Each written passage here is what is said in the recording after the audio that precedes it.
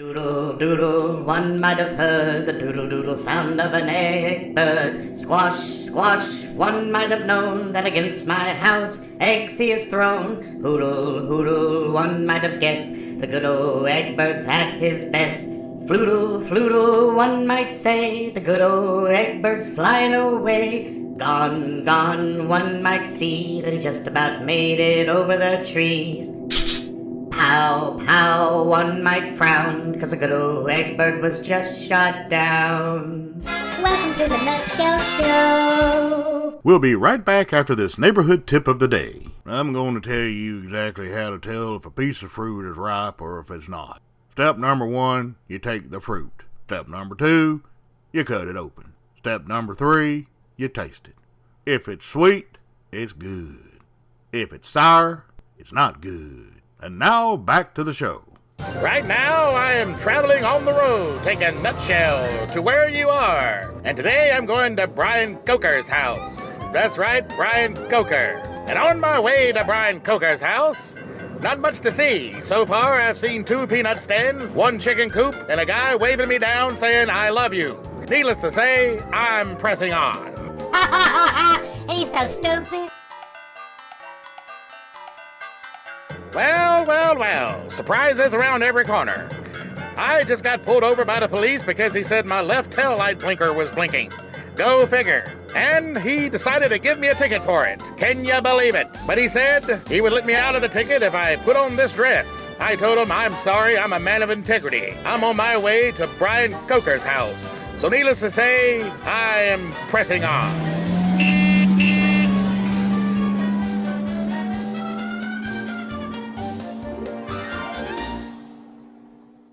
Right now, I'm at Brian Coker's house as I walk up the stairwell, the creepy, creaking stairwell. Spooky. And here he is right here at the door, wearing absolutely nothing. I'm going back to my car right now, and I'll be back shortly. We'll be right back after this message from Lavinda's Tip of the Day. Hey y'all, this is Lavinda. Why did the chicken cross the road? 'Cause I was trying to eat it.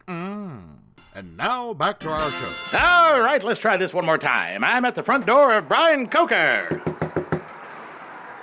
Whoa, hello, Brian Coker. Why, hello there, Rufus. Yes, it's Rufus Sinclair, and I'd like to say it's an honor to have you on our show. Basically, we usually have the show right at our studio, but today we come to your house. And if you wouldn't mind, how about taking us on a little tour of your house so people get the understanding of who Brian Coker is? Why, of course, I would be happy to. This is the living room. There's the dining room. That's the kitchen. Come, I'll show you the bedroom. That's the bedroom. What do you think so far? Well, I love the living room, love the dining room, love the kitchen, and why are there so many dresses in your closet? That's for Saturday nights. All right, then. Here's my favorite room of all.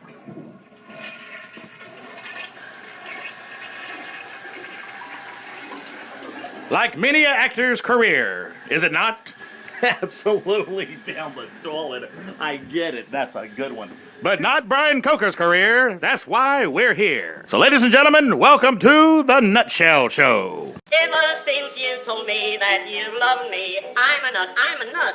Ever since we had that first sweet hug, I'm a bug. I can't touch a bite to eat. Something's wrong with both my feet. I bump into people on the street like a fool. Ever since you said you'd like to kiss me, I'm a nut. Darling, I'm as daffy as can be. Oh, can't you see? I lie awake thinking till the dawn begins to peep. The druggist gave me something, but I'm hanged if I can sleep.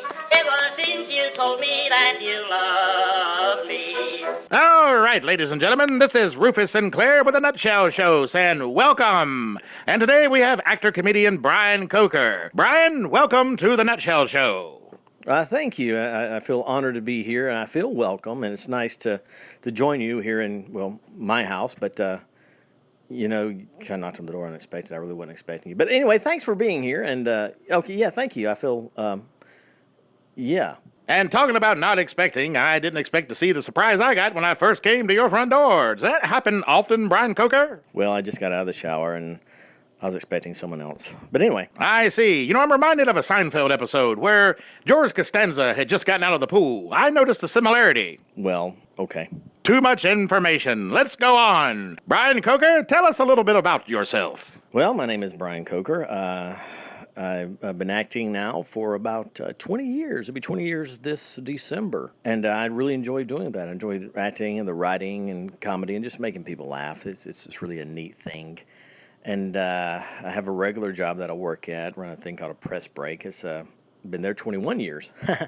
And, it's a job, pays the bills. I enjoy it. I'm very thankful I have one, and I'm thankful that I'm able to still do the theater stuff and the comedy stuff and make folks laugh, or at least try to. Do you try to make them laugh the way you did with me when I first opened the door? Sometimes, but I answer it facing the other way. And maybe that's the reason for all the dresses in your closet. Saturday nights. Look out, Saturday nights. We'll be right back after this message from our joke of the day. Hey, how you doing? Hey, what animal on the farm opens all the doors for all the animals? The donkey. Yeah. Coming soon will be Phil Drunken's amazing review of Star Wars Episode 7, as he tells you from his own insight what things made Star Wars special for him. Just recently, as he was talking about Star Wars, he was quoted as saying, "One thing I learned about Star Wars is the one thing you gotta have is X-Lax. Because trust me, the Force will be with you." And there is this and more when Phil Drunken will give his insight to Star Wars Episode 7. You don't want to miss it. And now, back to the show. All right, Brian Coker, well, thank you for that little bit of information. And now on to the questions. Brian Coker, if you were on a deserted island, what 5 things must you have and why? Well, I definitely had to have water because, you need water, and fire so you can burn things. What else? Books, because I do like to read. A girl would be good. Ugly or pretty, or it really doesn't matter? Oh, a pretty girl would be nice. Very pretty girl. But wouldn't over time, as years go by, wouldn't that pretty become pretty... bleh? I'm sure it would, but, hopefully we'd be rescued before then. But that's 4 things, right? Or was that 3? I believe that was 4. You are correct, sir. The 5th thing I would need on a deserted island, I would absolutely have to have, would be a hotel. But wouldn't a hotel take care of all the other 4 things? You're right, they would. Okay, so let's start over. 5 things. Number 1, a hotel.